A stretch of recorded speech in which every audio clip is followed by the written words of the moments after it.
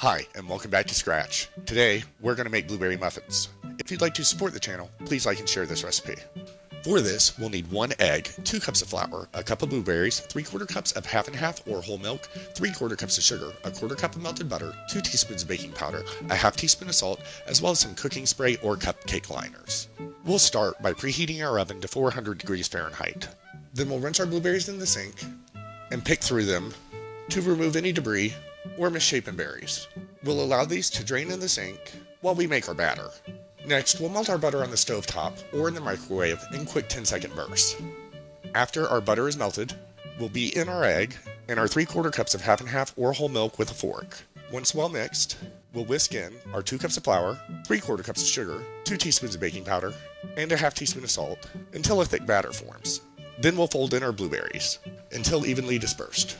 We'll spray a 3.5-inch diameter muffin tin with cooking spray or line it with some cupcake liners.